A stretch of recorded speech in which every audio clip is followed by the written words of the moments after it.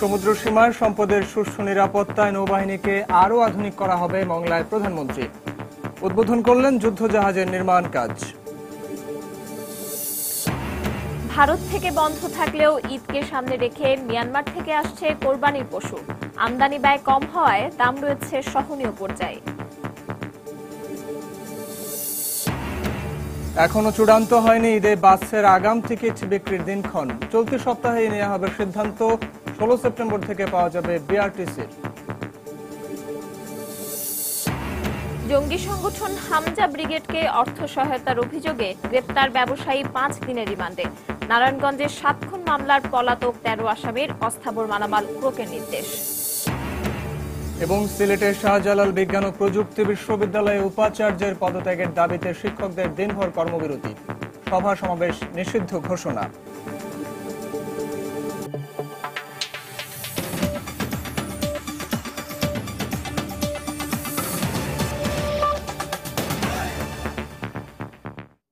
বাংলা সময়ের সঙ্গে আছে আমি পারমিতাহীন এবং আমি সাইফুল রুদ্র। সমুদ্র সীমায় সম্পদ ও সার্বভৌমত্ব রক্ষা সহ জলসীমা নিরাপত্তায় নৌবাহিনীকে আরও আধুনিক ও সুসজ্জিত বাহিনী হিসেবে গড়ে তুলতে সরকার বদ্ধপরিকর বলে জানিয়েছেন প্রধানমন্ত্রী শেখ হাসিনা। দুপুরে খুলনা শিপইয়ার্ডে বৃহৎ দুটো যুদ্ধজাহাজের নির্মাণ কাজ উদ্বোধন করে একথা বলেন প্রধানমন্ত্রী। এ সময় আর বিদেশ নির্ভরতা নয়, বরং দেশের চাহিদা মিটিয়ে ভবিষ্যতে বাংলাদেশে তৈরি জাহাজ রপ্তানি করার প্রত্যাশাও ব্যক্ত করেন তিনি। এখন থেকে সরকার আর কোনো রুগ্ন বা বন্ধ হয়ে যাওয়া শিল্প ব্যক্তি মালিকানা খাতে দেবে না বলেও ঘোষণা দেন প্রধানমন্ত্রী। খুলনা থেকে জানাচ্ছেন শাহ আলী জয়। নৌবাহিনীর জন্য অত্যাধুনিক এই জাহাজটি নির্মাণ করেছে খুলনা শিপইয়ার্ড। দেশীয় ব্যবস্থাপনায় প্রথম যুদ্ধজাহাজটিও 2013 সালে নির্মাণ করা হয় এখানেই। অর্ধ শতাব্দীরও পুরনো এই প্রতিষ্ঠানটিতে এখনো পর্যন্ত নির্মাণ করা হয়েছে 5টি যুদ্ধজাহাজ। আগের দায়দেনা মিটিয়ে এখন লাভের মুখ দেখছে বাংলাদেশ নৌবাহিনীর তত্ত্বাবধানে থাকা এই প্রতিষ্ঠানটি। শিপইয়ার্ডে পণ্য পরিবহনের জন্য 2টি জাহাজ নৌবাহিনীকে হস্তান্তর করার পাশাপাশি প্রধানমন্ত্রী উদ্বোধন করেন দেশের সর্ববৃহৎ 2টি যুদ্ধজাহাজের নির্মাণ কাজ। প্রতিটি জাহাজ ঘন্টায় 25 নটিক্যাল মাইল বেগে চলতে পারবে। উদ্বোধনী অনুষ্ঠানে বাংলাদেশের নতুন সমুদ্র সীমা সুরক্ষায় আরো বেশি যুদ্ধজাহাজ নির্মাণের তাগিদ দেন শেখ হাসিনা। দেশে অত্যাধুনিক যুদ্ধজাহাজ তৈরিতে খুলনা শিপইয়ার্ড অগ্রণী ভূমিকা পালন করছে। এজন্য আমি শিপইয়ার্ডের সংশ্লিষ্ট সকলকে আমার আন্তরিক অভিনন্দন জানাচ্ছি। কারণ বাইরে থেকে কত আমরা কিনবো, কিন্তু আমাদের নিজেদের তৈরি করতে হবে। বরং এই শিপইয়ার্ড থেকে জাহাজ তৈরি করে বিদেশে রপ্তানিও আমরা করতে শুরু করব। খুলনা শিপইয়ার্ডের সফলতার কথা উল্লেখ করে প্রধানমন্ত্রী শেখ হাসিনা বলেন, খুলনার শিল্প কারখানাগুলোকে পুনরুজ্জীবিত করতে কাজ করছে তার সরকার। ইতিমধ্যে আমরা কিছু কিছু বন্ধ কলকারখানা চালু করেছি, আর এগুলি ব্যক্তি খাতে দেওয়ার জন্য একটা পদক্ষেপ নেওয়া হয়েছিল। আমরা সেই সিদ্ধান্ত এখন পরিবর্তন করেছি। কোন শিল্প যেগুলি এখন হয় বন্ধ বা রুগ্ন, সেগুলি আর ওই টেন্ডার করে সস্তা দামে আমরা ব্যক্তি খাতে দেব না, বরং সেখানে যে জমি অতিরিক্ত জমি রয়েছে সেগুলিকে যথাযথ ব্যবহার করে শিল্প প্লট করে বেসরকারি খাতে যারা বিনিয়োগ করবেন তাদের মাঝে সেই প্লট আমরা দেব এবং সেগুলো নতুন করে শিল্প কলকারখানা গড়ে তোলার সুযোগ দেব। খুলনা শিপইয়ার্ডের নতুন যুদ্ধজাহাজ 2টি নির্মাণ কাজ শেষ হবে 2017 সালে।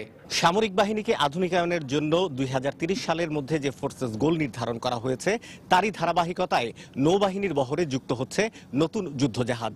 আর এর ফলে সক্ষমতা বাড়বে বাংলাদেশ নৌবাহিনীর। এর আগে বাগেরহাটের মোংলায় নৌবাহিনীর জন্য দেশে নির্মিত প্রথম তেলবাহী ফ্লিট ট্যাঙ্কার খানজাহান আলী, 2টি ল্যান্ডিং ক্রাফট জাহাজ সন্দীপ ও হাতিয়ার কমিশনিং করেন প্রধানমন্ত্রী। অন্তর্ভুক্ত করা হয় আরো 2টি ল্যান্ডিং ক্রাফট। শাহ আলী জয়, সময় সংবাদ, খুলনা। ভারত থেকে গরু না আসলেও কোরবানির ঈদকে সামনে রেখে প্রতিদিন বিপুল পরিমাণ পশু আসছে মিয়ানমার থেকে। কক্সবাজারের শাহপরীর দ্বীপ করিডোর হয়ে গত কয়েকদিনে এসেছে 5000-এর বেশি গরু, মহিষ ও ছাগল। ব্যবসায়ীরা বলছেন, ঈদ যত ঘনিয়ে আসছে ততই বাড়ছে মিয়ানমার থেকে পশু আমদানি। দামও রয়েছে স্বাভাবিক পর্যায়ে। সুজাউদ্দিন রুবেলের তথ্য, মোহাম্মদ ফরাজের ছবি নিয়ে ডেস্ক রিপোর্ট। মিয়ানমার থেকে নাফ নদী হয়ে কক্সবাজারের টেকনাফ উপজেলার শাহপরীর দ্বীপ করিডোর দিয়ে দেশে আসছে গরু, মহিষ ও ছাগল। ট্রলারে করে প্রায় প্রতিদিনই ব্যবসায়ীরা আমদানি করছেন এসব পশু। কোরবানির ঈদ যত ঘনিয়ে আসছে ততই বাড়ছে মিয়ানমার থেকে পশু আমদানি। ব্যবসায়ীরা বলছেন আমদানি ব্যয় কম হওয়ার কারণে এসব পশুর দামও স্বাভাবিক পর্যায়ে রয়েছে। ডেলি 200-300 হইতে 400 অথবা 200 কোরবানির ঈদের ভিতরে 10,000 মতো একটা স্কিম করছি আর কি। পরিবেশ পরিস্থিতি যদি ভালো থাকে তাহলে বাজারও নিয়ন্ত্রণের মধ্যে থাকবে বলে আশা করতেছি। ঢাকা, নারায়ণগঞ্জ, কক্সবাজার, চিটাগাং গুলো যাবে ইনশাল্লাহ। আশা করি আমাদের গরুর দাম নিয়মিত মতো থাকবে। মায়ানমারের গরু নিয়ে আমাদের বাংলাদেশে কোনো সমস্যা হচ্ছে না। হ্যাঁ, এখন দাম মোটামুটি স্বাভাবিকভাবে আছে, অতিরিক্ত বাড়তি না। এদিকে পশু আমদানির ক্ষেত্রে মিয়ানমারের সাথে বাংলাদেশ সরকারের চুক্তি হলে দেশে কোনো সংকট থাকবে না বলে জানালেন এ ব্যবসায়ী। মায়ানমার সরকারের সাথে যদি একটা চুক্তিতে আসা যায় যে নির্দিষ্ট পরিমাণের গরু সাপ্লাই হবে, তাহলে আমাদের ব্যবসায়ীদের জন্য অনেক উপকার হবে। এতে করে গরুর দামও অনেক কমবে এবং সাপ্লাইও অনেক বাড়বে। ঈদকে সামনে রেখে মিয়ানমার থেকে পশু আমদানি বাড়ছে এবং রাজস্ব আদায়ও বেড়েছে বলে জানালেন টেকনাফ স্থলবন্দরের এ শুল্ক কর্মকর্তা। কুরবানির ঈদ সামনে রেখে তাতে আমাদের উত্তরোত্তর আমদানির পরিমাণ বাড়ছে।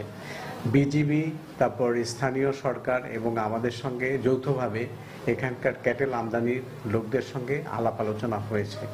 গত বছর এ সময় মিয়ানমার থেকে পশু আমদানি হয়েছে 15,000-এর বেশি। সময় সংবাদ, কক্সবাজার। ঈদুল আজহায় ঘরমুখ যাত্রীদের জন্য রেলের আগাম টিকিট বিক্রির তারিখ ঘোষণা হলেও বাসের টিকিট বিক্রির দিন তারিখ ঠিক হয়নি এখনো। বাস মালিকরা জানিয়েছেন চলতি সপ্তাহে বৈঠক করে টিকিট বিক্রির তারিখ ঘোষণা করা হবে। এদিকে বাংলাদেশ সড়ক পরিবহন সংস্থা বিআরটিসি আগামী 16 সেপ্টেম্বর থেকে রাজধানীর বিভিন্ন বাস ডিপো থেকে আগাম টিকিট বিক্রি করবে। তানিম মেহেদি রিপোর্ট। প্রিয়জনদের সঙ্গে ঈদ উদযাপন করতে প্রতি বছর ঈদে লাখ লাখ নগরবাসী ঢাকা ছাড়েন। বাড়ি ফেরার এই আনন্দযাত্রার অন্যতম মাধ্যম বাস। দেশের বিভিন্ন প্রান্তের অন্তত 60টি রুটের বাসে করে বাড়ি ফেরেন এসব যাত্রীরা। আসন্ন ঈদুল আজহায় যাত্রীদের জন্য বাসের অগ্রিম টিকিট বিক্রির তারিখের ঘোষণা আসছে চলতি সপ্তাহে। ঈদের টিকিট আমরা ঈদের 7-8 দিন আগে থেকে বিক্রি শুরু করতে চাই। এই বিষয়টা নিয়ে এখনো আমরা বসি নাই। সোমবার দিন আমরা বসবো, বসে আমরা ডিসিশন নিব যে কবে থেকে আমার অগ্রিম টিকিট বিক্রি হবে।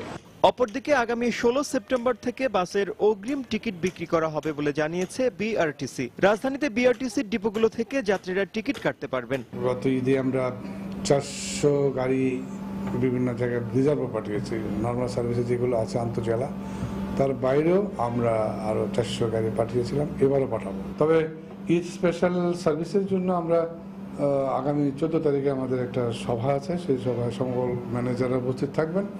সেই ম্যানেজারদেরকে আমরা কঠোরভাবে সেই সমস্ত ইনস্ট্রাকশনগুলো দেব। সম্প্রতি গ্যাস ও বিদ্যুতের দাম বাড়লেও ঈদ যাত্রায় অগ্রিম টিকিট কিনতে যাত্রীদের কোনো বাড়তি ভাড়া গুনতে হবে না বলে জানিয়েছে বিআরটিসি ও বাস মালিকরা। তানিম মেহেদি, সময় সংবাদ, ঢাকা।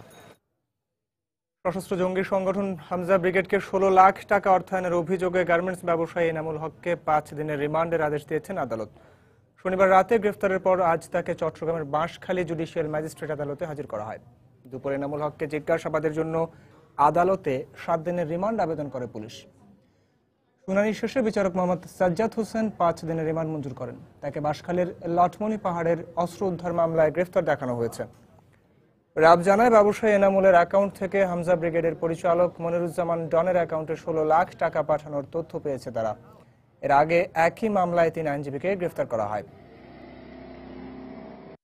ওনার অ্যাকাউন্ট হচ্ছে মহাখালীতে, কিন্তু উনি টাকা জমা দিয়েছিলেন উত্তরা শাখার অনলাইন সুবিধা নিয়ে, ওখান থেকে জমা দিয়েছিলেন 16 লক্ষ টাকা। উনি দিয়েছেন 11-12 তারিখের দিকে আগস্টে। আর উনি যেটা বলতে চাচ্ছেন যে তার 4-5 দিন আগে তাকে ওনার টাকাটা দিয়েছেন, এবং যারা ব্যক্তিরা তাকে এই টাকাটা দিয়েছিলেন তাদের সাথে উনি বিভিন্ন সময়ে বসছিলেন। এখন আমরা জিজ্ঞাসাবাদ করছি।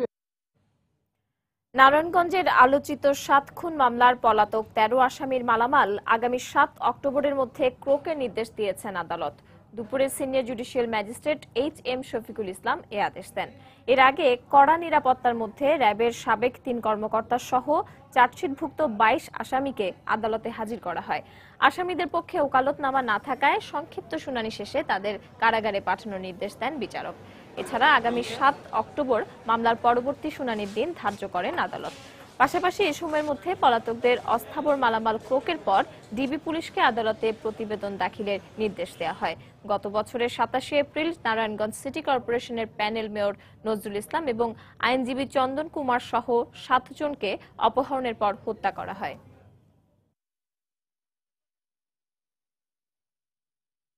সিলেটের শাহজালাল বিজ্ঞান ও প্রযুক্তি বিশ্ববিদ্যালয়ে উপাচার্যের পদত্যাগের দাবিতে পূর্ণ দিবস কর্মবিরতি পালন করেছেন মহান মুক্তিযুদ্ধের চেতনায় উদ্বুদ্ধ শিক্ষক পরিষদ। সকাল 9টায় শুরু হয় শিক্ষকদের এই কর্মসূচি। এর আগে শনিবারের মধ্যে উপাচার্যের পদত্যাগের জন্য সময় বেঁধে দেন আন্দোলনরত শিক্ষকরা, কিন্তু পদত্যাগ না করায় সকাল থেকে পূর্ণ দিবস কর্মবিরতি শুরু করেন তারা। এতে বেশ কয়েকটি বিভাগের ক্লাস বন্ধ রয়েছে। কর্মসূচির পক্ষে দুপুরে আন্দোলনরত শিক্ষকদের ক্যাম্পাসে মিছিল ও সমাবেশ করার কথা রয়েছে। এদিকে অনুমতি ছাড়া ক্যাম্পাসে সব ধরনের সভা সমাবেশ নিষিদ্ধ করেছে বিশ্ববিদ্যালয় প্রশাসন। নির্দেশনা অমান্য করলে কঠোর শাস্তিমূলক ব্যবস্থা নেওয়ার ঘোষণা দিয়েছেন প্রক্টর অধ্যাপক মোহাম্মদ কামরুজ্জামান চৌধুরী। তবে এই ধরনের নির্দেশনাকে অযৌক্তিক দাবি করে আন্দোলনরত শিক্ষকরা বলছেন, উপাচার্য বিরোধী আন্দোলন থামাতে এই কূটকৌশল নেওয়া হয়েছে।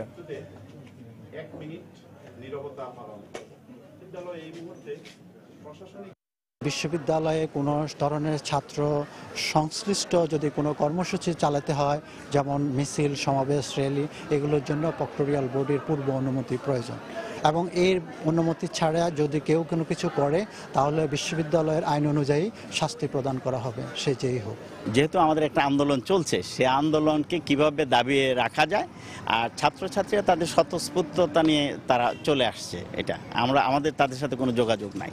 সেইটাই কারণ ছাত্রছাত্রীরা যাতে না নামতে পারে, সে কারণেই তারা এটা দিয়েছে। সিলেট শাহজালাল বিজ্ঞান ও প্রযুক্তি বিশ্ববিদ্যালয়ের শিক্ষার্থী শাহরিয়ার মজুমদারের মৃত্যুতে ক্যাম্পাসে শোক র্যালি করেছেন শিক্ষক শিক্ষার্থীরা। সকালে বিশ্ববিদ্যালয়ের ই বিল্ডিং এর সামনে থেকে এই র্যালি বের করা হয়। পরে র্যালিটি পুরো ক্যাম্পাস প্রদক্ষিণ করে। এতে উপাচার্য অধ্যাপক ডক্টর আমিনুল হক ভূঁইয়া, শিক্ষক সমিতির সভাপতি অধ্যাপক ডক্টর কবির হোসেন সহ অন্যান্য শিক্ষক শিক্ষার্থী অংশ নেন। গত বৃহস্পতিবার সিলেটের একটি মেস থেকে স্থাপত্য বিভাগের শিক্ষার্থী শাহরিয়ার মজুমদারের ঝুলন্ত লাশ উদ্ধার করা হয়।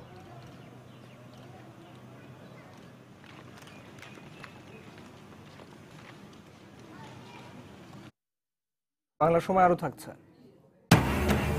রাজশাহীতে সকালের খাবার খেয়ে 30 জন গরু ব্যবসায়ী অসুস্থ। গুরুতর অবস্থায় 20 জন রাজশাহী মেডিকেলে ভর্তি। হোটেল মালিক সহ আটক 4। এবং সাগরে বেড়ে গেছে জলদস্যুর উৎপাত। 15 দিনে বন্দী অর্ধশত জেলে।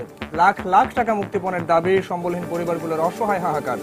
টাকা চাইতেছে 2 লাখ। হ্যাঁ, আমাদের তো 2 লাখ তো বলো 2 পয়সাও নাই যে আমরা দেব।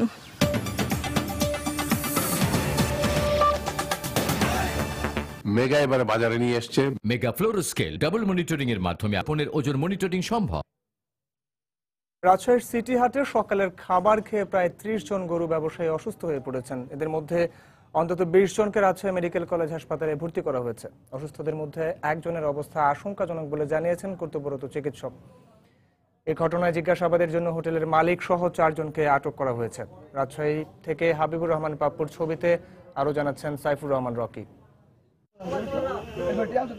স্থানীয়রা জানান, রোববার ভোরে হাটের একটি হোটেলেই নাস্তা করেন টঙ্গী ও নরসিংদী থেকে আসা 30 জন ব্যবসায়ী। প্রায় আধা ঘন্টা পর একে একে সবাই অসুস্থ হয়ে পড়েন। এক পর্যায়ে 5 থেকে 7 জন অচেতন হয়ে যান।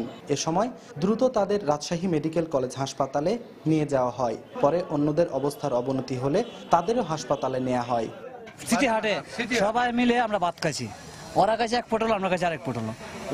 ওরা ওই পটল যদি পটলতে খাইছে, ওই পটলতে খাইয়া ওরা বাইরে আইছে। আসার পথে এই অবস্থা। এখানে আইসে একজন মনে করেন গুঙ্গিটা পড়ে দিতেছে। গরু মাংস দিয়ে ভাত খেয়েছিল। হ্যাঁ, কয়টার সময়? এটা সকালে আপনার 7:30 8টা হবে। ভাত খাইছি, ভাত খাই মাথা খাই মাছে। চিকিৎসক বলছেন, দূষিত খাবার কিংবা খাবারের বিষক্রিয়ার কারণে একসাথে সবাই অসুস্থ হয়ে পড়তে পারেন। প্রথমে 9 জন ছিল, এখন আবার যে 5 জন আসলো, আরো ওনাকে আসবে তাই শুনতেছি। ঠিক আছে, এমনি এগুলো সাধারণত গুরুতর সমস্যা হয় না, সাধারণত অবজারভেশনেই ভালো হয়ে যায়। তবে একটা রোগী ক্রিটিক্যাল আছে, সেটা অবজারভেশন রেখে আমরা পরবর্তী ব্যবস্থা নেব। এ ঘটনায় খাবারের নমুনা সংগ্রহ করেছে রাজপাড়া থানা পুলিশ। হোটেল থেকে ওরা খাওয়ার পরে এই সমস্যাটা সৃষ্টি হয়েছে। আমরা দেখতেছি এটা কি করা যাচ্ছে আর কি। আমাদের লোকজন কাজ করতেছে। এই মুহূর্তে আমাদের কাছে এখনো আটক যেহেতু আছে, এই কয়েকজনকে ওদেরকে আমরা ইন্টারোগেশন করে আমরা মূল তথ্য উদ্ঘাটন করতে পারবো। স্থানীয়রা জানান, গত কয়েক বছর ধরেই প্রতি বছর রাজশাহী সিটি হাটে খাবার খেয়ে অসুস্থ হওয়ার ঘটনা ঘটছে। এটি কোনো সংঘবদ্ধ চক্রের কাজ কিনা তা খতিয়ে দেখছে পুলিশ। সাইফুর রহমান রকি, সময় সংবাদ, রাজশাহী। দেশের বেশ কয়েকটি জেলার নদ নদীর পানি বাড়ায় বন্যা পরিস্থিতির আরও অবনতি হয়েছে। লাখ লাখ মানুষ রয়েছেন সীমাহীন দুর্ভোগে। কুড়িগ্রামে ৯টি উপজেলার ৫০৭টি গ্রামের ৫ লক্ষাধিক মানুষ পানিবন্দী হয়ে পড়েছেন। ১৭৬টি সরকারি প্রাথমিক বিদ্যালয়ে পানি ওঠায় গত ৪ দিন ধরে ক্লাস পরীক্ষা সবই বন্ধ রয়েছে।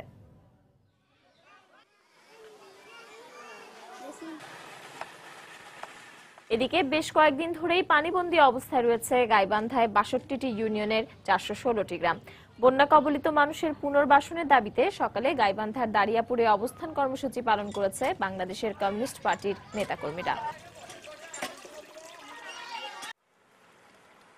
বন্যায় জামালপুরে ২০,০০০ হেক্টর জমির রোপা আমন, বীজতলা ও সবজি ক্ষেত তলিয়ে গেছে।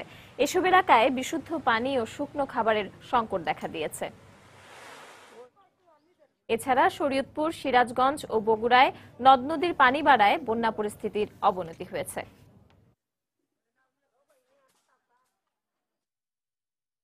গ্যাস ও বিদ্যুতের দাম বাড়ানোর প্রতিবাদে বরিশালে বিএনপির বিক্ষোভ মিছিলে বাধা দিয়েছে পুলিশ।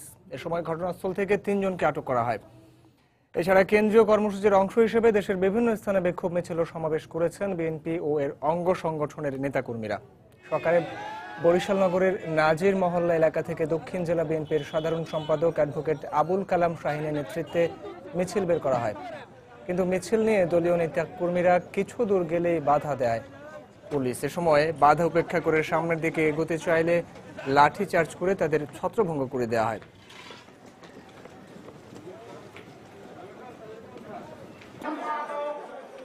বগুড়া শহরের নবাব বাড়ি সড়কে বিএনপি কার্যালয়ের সামনে বিক্ষোভ সমাবেশ করেন বিএনপি নেতৃত্বাধীন ২০ দলীয় জোটের নেতাকর্মীরা। এ সময় বক্তারা অবিলম্বে গ্যাস ও বিদ্যুতের বর্ধিত মূল্য প্রত্যাহারের দাবি জানান।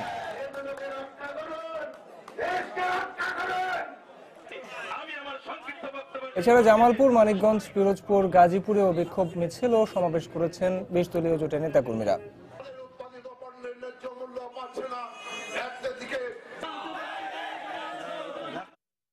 ফেনীতে নিরবচ্ছিন্ন গ্যাস সংযোগের দাবিতে মানববন্ধন করেছেন গ্রাহকরা।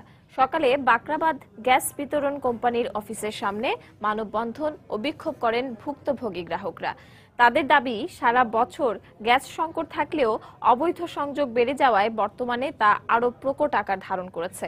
গ্যাসের প্রধান লাইনের আশেপাশে গ্রাহকদের বাসায় গ্যাস সরবরাহ থাকলেও দূরের লাইনে গ্যাস সরবরাহ নেই বলে অভিযোগ করেন গ্রাহকরা।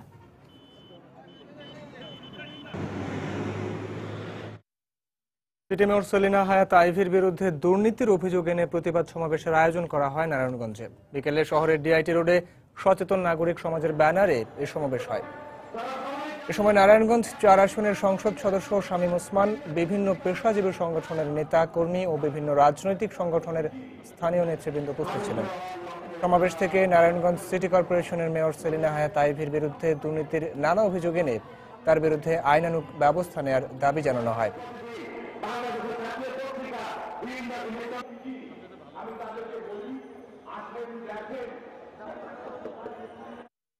নবমবারের মতো পেছালো সিলেটে কিবরিয়া হত্যা মামলার চার্জ গঠনের শুনানি। এ মামলার অন্যতম আসামি সিটি কর্পোরেশনের বরখাস্তকৃত মেয়র আরিফুল হক চৌধুরীর অসুস্থতার কারণে চার্জ গঠন পিছিয়ে যায়। চার্জ গঠনের পরবর্তী তারিখ পরে নির্ধারণ করা হবে বলে জানিয়েছেন আদালত। সকালে সিলেট বিভাগীয় দ্রুত বিচার ট্রাইব্যুনালে মামলার ১৪ জন আসামির মধ্যে ১৩ জনকে হাজির করা হয়। কিন্তু অসুস্থতার জন্য ঢাকা মেডিকেল কলেজ হাসপাতালে ভর্তি থাকায় মামলার আরেক আসামি আরিফুল হক চৌধুরী আদালতে হাজির হননি। ২০০৫ সালের ২৭শে জানুয়ারি হবিগঞ্জে দলীয় এক জনসভায় গ্রেনেড হামলায় সাবেক অর্থমন্ত্রী শাহ এএমএস কিবরিয়া সহ ৫ জন নিহত হন।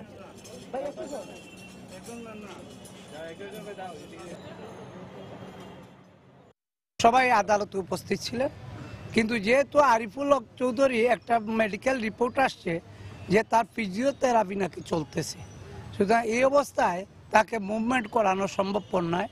এই জন্য আজকেও আদালতে আমরা যথারীতি চার্জ গঠন করতে পারি নাই। হঠাৎ করে সাগরে বেড়ে গেছে জলদস্যুদের উৎপাত। এতে মাছ ধরা নিয়ে নিরাপত্তাহীনতায় ভুগছেন জেলেরা। সম্প্রতি মুক্তিপণের দাবিতে অন্তত অর্ধশত জেলেকে ধরে নিয়ে গেছে জলদস্যুরা। আর পরিবারের উপার্জনক্ষম ব্যক্তি না থাকায় মানবেতর জীবনযাপন করছেন স্বজনরা। বরগুনা থেকে এম এ আজিমের পাঠানো তথ্য ও এস এম সিফাতের তোলা ছবিতে ডেস্ক রিপোর্ট। এবারের ইলিশ মৌসুমে জেলেদের জালে ধরা পড়েনি পর্যাপ্ত মাছ, পাশাপাশি এ সময় ছিল না জলদস্যুদের উৎপাতও। কিন্তু আগস্টের শুরু থেকে সমুদ্রে জেলেদের উপর বেড়েছে জলদস্যুদের নির্যাতন। প্রায় 15 দিনের মধ্যে মুক্তিপণের দাবিতে 47 জন জেলে এবং 3টি ট্রলার ও বিভিন্ন ট্রলার থেকে মাছ ও জাল লুট করে নিয়ে যায় তারা। স্বজনদের অভিযোগ, বন্দী জেলেদের জনপ্রতি 2 লাখ টাকা মুক্তিপণ দাবি করেছে তারা, কিন্তু জলদস্যুদের দাবিকৃত বিপুল অঙ্কের টাকা দিতে না পারায় আতঙ্কের মধ্যে দিন কাটাচ্ছেন স্বজনরা। কামাই যে হরবে হেরে তো ধৈর্য লইয়ে গেছে, এখন কোনো প্ল্যান নাই, এই অবস্থায় চলতে আছি। এই 2 দিন তেলে না খাওয়া গুরু গারা হাত দ্বারা যায় তা কিছু টাকা পয়সা দেন গুরু গারা কাকা, আমাদের কোনো কায়দা নাই। টাকা চাইতে আছে 2 লাখ। হ্যাঁ, আমাদের তো 2 লাখ তো বলো 2 পয়সাও নাই যে আমরা দেব। তো ডাইতে নেই ডাইতে নেই বলে বাদ দেয় না, মারে ধরে। পুতি ফোন দিয়েছে, গাড়ি ফোন দিয়ে কইছে আমার মরা। এদিকে পুলিশের এই কর্মকর্তা জানিয়েছেন, বন্দী জেলেদের মুক্ত করতে চেষ্টা চালাচ্ছে তারা। আমি শুনেছি যে ওখানে কিছু অপহরণ হয়েছে, সে বিষয়ে ব্যবস্থা নেওয়ার জন্য সংশ্লিষ্ট থানায় যোগাযোগ তারা করছেন এবং এই বিষয়ে আমাদের ঊর্ধ্বতন পর্যায়ে যোগাযোগ চলতেছে, ব্যবস্থা নেওয়া হচ্ছে। জলদস্যু মাস্টার ও ভাই ভাই বাহিনী গত 20 আগস্টের পর থেকে লুটপাট শুরু করেছে সমুদ্রে।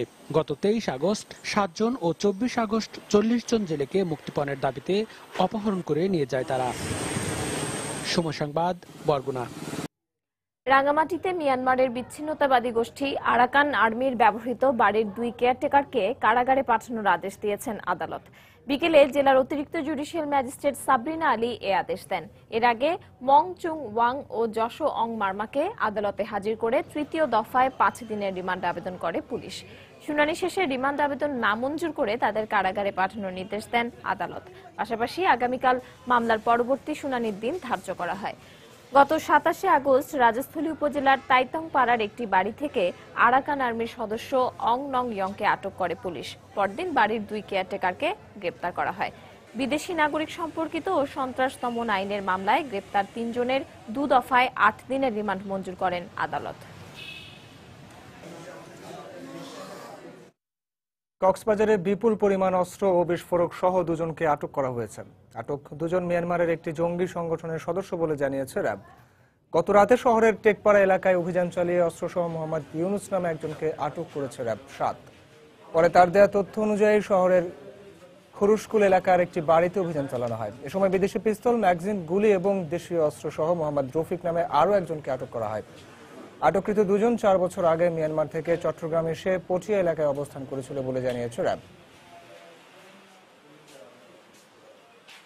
প্রাথমিক জিজ্ঞাসাবাদে জানা যায় যে তারা জঙ্গি প্রশিক্ষণ এবং জঙ্গি কার্যক্রমের সাথে সম্পৃক্ত এবং এ ব্যাপারে ব্যাপক অনুসন্ধান এবং তথ্য সংগ্রহ কার্যক্রম অব্যাহত আছে। কক্সবাজারের টেকনাফ থেকে স্বরাষ্ট্র মন্ত্রণালয়ের তালিকাভুক্ত মানব পাচারকারী সফুর মিয়াকে গ্রেপ্তার করেছে পুলিশ। পুলিশ জানায়, মানব পাচারকারীদের বিরুদ্ধে অভিযানের পর থেকেই পলাতক ছিল সফুর মিয়া, কিন্তু সম্প্রতি এলাকায় ফিরে অবস্থান করছে এমন সংবাদের ভিত্তিতে সকালে টেকনাফের ওয়াই ক্যাং ইউনিয়নের লম্বাবিল এলাকায় অভিযান চালিয়ে তাকে গ্রেপ্তার করা হয়। তার নামে টেকনাফ থানায় একটি মামলা রয়েছে বলে জানিয়েছে পুলিশ।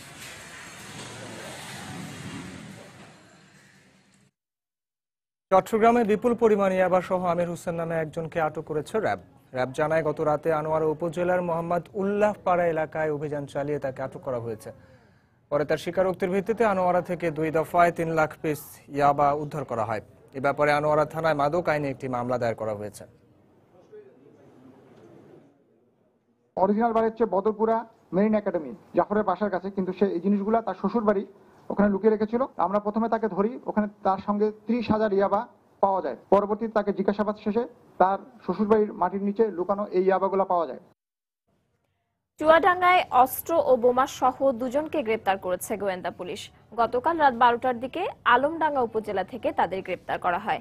আটক শামসুল ও রাজু চরমপন্থী দলের সক্রিয় সদস্য বলে দাবি করেছে পুলিশ। গোয়েন্দা পুলিশ জানায়, ঘোলদারির টাকপাড়া এলাকায় অভিযান চালিয়ে শামসুল ও রাজু নামে দুজনকে আটক করা হয়। পরে তল্লাশি চালিয়ে তাদের কাছ থেকে 1 শুটার গান, 1 রাউন্ড গুলি ও 4টি বোমা উদ্ধার করা হয়। আটকের পর তাদের বিরুদ্ধে অস্ত্র ও বিস্ফোরক আইনে একটি মামলা দায়ের করে আলমডাঙ্গা থানায় সোপর্দ করে গোয়েন্দা পুলিশ। তাদের বিরুদ্ধে হত্যা, অপহরণ সহ বেশ কয়েকটি মামলা রয়েছে বলে নিশ্চিত করেছে পুলিশ।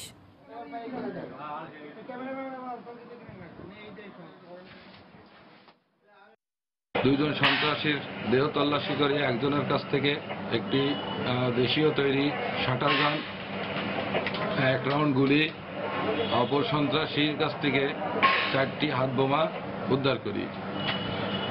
এই সন্ত্রাসী শামসুল ইতিপূর্বে আমিরুল হত্যা মামলার এজাহারভুক্ত আসামি এবং ডালিম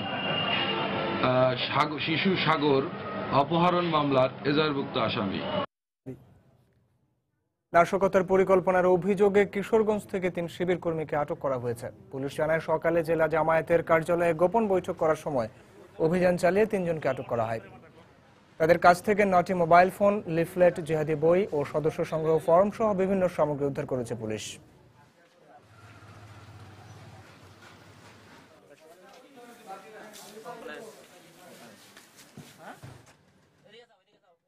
আমরা গোপন সূত্রের মাধ্যমে জানতে পারলাম যে এখানে শিবিরের একটা মিটিং হচ্ছে।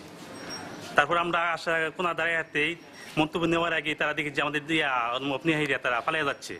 তাদের একটা পরিকল্পনা ছিল যে 15 থেকে 20 জন তারা একটা নাশকতা সৃষ্টি করবে আর কি আমাদের প্রতি, বা রাস্তাঘাট একটা ব্যারিকেড করবে। তারপর আমরা 15-20 জন অ্যারেস্ট না করতে পারলে আমরা 3 জনকে অ্যারেস্ট করছি। তারপর এই 9টি মোবাইল পাইছি, টেবিল উপরে 3টি হুন্ডা পাইছি।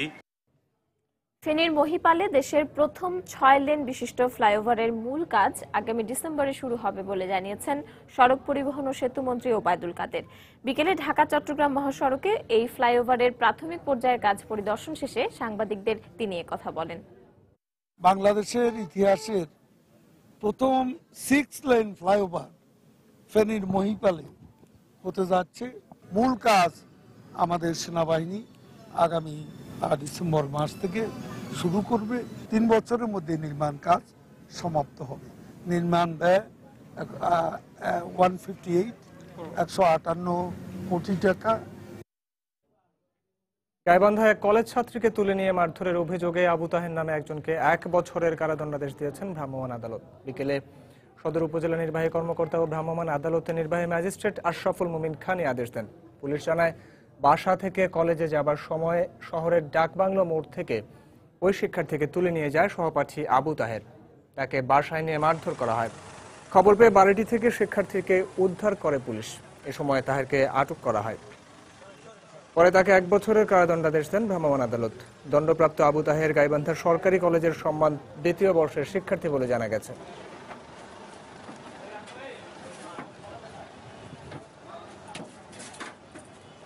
এই ধরনের অপরাধ এটা খুবই জঘন্য একটি অপরাধ। আমাদের সমাজের ভারসাম্যতা রক্ষার জন্য এদের দৃষ্টান্তমূলক শাস্তি হওয়া উচিত। সেক্ষেত্রে যেহেতু ছেলেটা দুজনেই ছাত্র, তো হয়তো ইমোশনালি হয়তো ভুল করে ফেলছে, তারপরে এগুলো আমাদের ক্ষমা করার কোনো আমাদের আইনগতভাবে কোনো ভিত্তি নাই। আমরা তাকে সর্বোচ্চ শাস্তি দেওয়ার চেষ্টা করেছি। হবিগঞ্জে ছাত্রীদের নিরাপত্তা রক্ষা ও বখাটেদের উৎপাত বন্ধে ব্যবস্থা নেওয়ার দাবিতে মানববন্ধন ও সমাবেশ অনুষ্ঠিত হয়েছে। সকালে হবিগঞ্জ বালিকা উচ্চ বিদ্যালয়ের সামনে বিভিন্ন স্কুল কলেজের শিক্ষার্থী, শিক্ষক, অভিভাবক এবং সামাজিক ও সাংস্কৃতিক সংগঠনের কর্মীরা এই মানববন্ধনে অংশ নেয়। প্রায় 1 কিলোমিটার দীর্ঘ মানববন্ধনে বক্তারা স্কুল কলেজগুলোর সামনে সাদা পোশাকে পুলিশি টহলের দাবি জানান।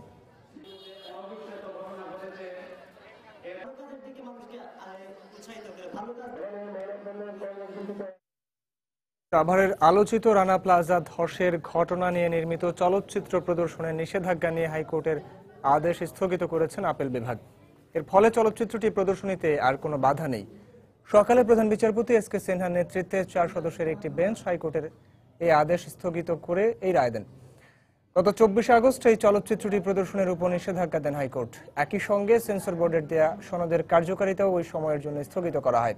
2013 সালের 24 এপ্রিল সাভারের রানা প্লাজা ধসের ঘটনা অবলম্বনে চলচ্চিত্র নির্মাণ করেন পরিচালক নজরুল ইসলাম খান। গত 4 সেপ্টেম্বর দেশের বিভিন্ন প্রেক্ষাগৃহে চলচ্চিত্রটি মুক্তি পাওয়ার কথা ছিল। ব্রাহ্মণবাড়িয়ায় অনুষ্ঠিত হয়েছে পরিষ্কার পরিচ্ছন্নতা অভিযান 2015। জেলা আওয়ামী যুবলীগের উদ্যোগে এই কর্মসূচির আয়োজন করা হয়। দুপুরে ব্রাহ্মণবাড়িয়া সদর হাসপাতাল চত্বরে পরিষ্কার পরিচ্ছন্নতা অভিযানের উদ্বোধন করা হয়। এতে প্রধান অতিথি হিসেবে উপস্থিত ছিলেন পার্বত্য চট্টগ্রাম বিষয়ক মন্ত্রণালয় সম্পর্কিত সংসদীয় স্থায়ী কমিটির সভাপতি আ.ম. উবাইদুল মুক্তাদির। এ সময় পৌর মেয়র মোহাম্মদ হেলাল উদ্দিন, হাসপাতালের civil surgeon doctor Hasina Akter এবং আওয়ামী লীগ ও এর সহযোগী সংগঠনের নেতাকর্মীরা উপস্থিত ছিলেন।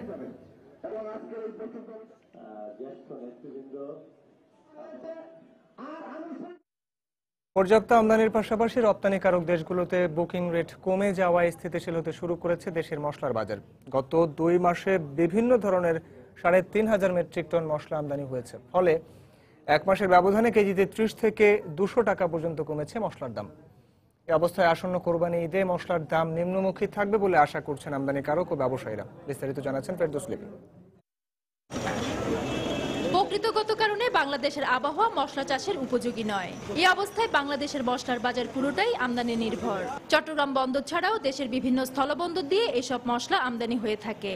সারা বছরের তুলনায় কোরবানি ঈদে মশলার চাহিদা বাড়ে কয়েক গুণ। আর এই সময় মশলার বাজারে শুরু হয় অস্থিরতা। এই বাড়তি চাহিদার কথা মাথায় রেখে মশলা আমদানির জন্য 3 মাস আগে থেকে ব্যাংকে এলসি খোলেন ব্যবসায়ীরা। বর্তমানে আমদানিকৃত এসব মশলা চট্টগ্রাম বন্দর দিয়ে খালাস শুরু করেছে। জুলাই এবং আগস্ট মাসে প্রায় 3,780 মেট্রিক টন মশলা এসছে। তার মধ্যে সবচেয়ে বেশি এসছে জিরা 2,100 মেট্রিক টনের মতন, আর এলাচ এসছে প্রায় 600 মেট্রিক টনের মতন। সরবরাহটা বেশ স্বাভাবিক বলেই আমার কাছে পর্যাপ্ত বলেই মনে হচ্ছে। এদিকে মশলা রপ্তানিকারক দেশ ইন্দোনেশিয়া, চীন, গুয়েতেমালা, শ্রীলঙ্কা, ভারত সহ অধিকাংশ দেশে অনুকূল আবহাওয়ার কারণে এবার উৎপাদন ভালো হয়েছে। ফলে মশলার বুকিং রেট কম থাকায় মশলা আমদানির পরিমাণও বাড়িয়ে দিয়েছেন ব্যবসায়ীরা। মশলা যথেষ্ট সরবরাহ আছে এবং বিদেশেও নিম্নমুখী মার্কেট হওয়াতে এখানে নিম্নমুখী মার্কেট হয়ে গেছে, অতএব পর্যাপ্ত মজুদ আছে। তো সামনে কোনো বাড়ার চান্স নাই। এখনকার যে বুকিং রেট আছে শুধু দারুচিনি বুকিংটা অনেক হাই, আর সবগুলির বাজার কিন্তু ডাউনের দিকে। তো এখন যে বুকিং চলছে তো পোস্টিং মোটামুটি নর্মালি আছে। ব্যবসায়ীরা জানান গত 1 মাসের ব্যবধানে পাইকারি পর্যায়ে বিভিন্ন মশলার দাম কেজিতে 30 টাকা থেকে 200 টাকা পর্যন্ত কমেছে। জিরা 290 টাকা হতে আমরা 320 টাকা 30 টাকা, আর এলাচ হচ্ছে আপনার 980 টাকা 1020 টাকা এরকম। এখন আসলে মশলার সব কিছুর দাম কম আছে। আপনার এলাচ 900 টাকা 910 টাকা এরকম, গোলমরিচ আপনার 950 টাকা। দেশে বছরে 4,500 মেট্রিক টন দারুচিনি, 3,000 মেট্রিক টন এলাচ, 360 মেট্রিক টন লবঙ্গ, 2,500 মেট্রিক টন জিরার চাহিদা রয়েছে। ফেরদৌস লিপি, সময় সংবাদ, চট্টগ্রাম। বাংলা সময়ের এই পর্যায়ে শীর্ষ সংবাদ জানিয়ে দিচ্ছি আরেকবার। সমুদ্র সীমার সম্পদের সুষ্ঠু নিরাপত্তায় নৌবাহিনীকে আরও আধুনিক করা হবে, বাংলায় প্রধানমন্ত্রী উদ্বোধন করলেন যুদ্ধজাহাজের নির্মাণ কাজ। ভারত থেকে বন্ধ থাকলেও ঈদকে সামনে রেখে মিয়ানমার থেকে আসছে কোরবানির পশু। আমদানি ব্যয় কম হওয়ায় দাম রয়েছে সহনীয় পর্যায়ে। এখনো চূড়ান্ত হয়নি ঈদে বাসের আগাম টিকিট বিক্রির দিনক্ষণ। চলতি সপ্তাহে নেওয়া হবে সিদ্ধান্ত। 16 সেপ্টেম্বর থেকে পাওয়া যাবে বিআরটিসি। জঙ্গি সংগঠন হামজা ব্রিগেডকে অর্থ সহায়তার অভিযোগে গ্রেপ্তার ব্যবসায়ী 5 দিনের রিমান্ডে। নারায়ণগঞ্জের 7 খুন মামলার পলাতক 13 আসামির অস্থাবর মালামাল ক্রোকের নির্দেশ। এবং সিলেটের শাহজালাল বিজ্ঞান ও প্রযুক্তি বিশ্ববিদ্যালয়ে উপাচার্যের পদত্যাগের দাবিতে শিক্ষকদের দিনভর কর্মসূচি। সভা সমাবেশ নিষিদ্ধ ঘোষণা। এই ছিল বাংলা সময়। যে কোনো খবর পেতে ভিজিট করুন সময়নিউজ.tv। এছাড়া এই মাত্র পাওয়া খবর আপনার মোবাইলে পেতে SMS করুন *SN লিখে পাঠিয়ে দিন 16242 নম্বরে। সঙ্গে থাকুন সময়।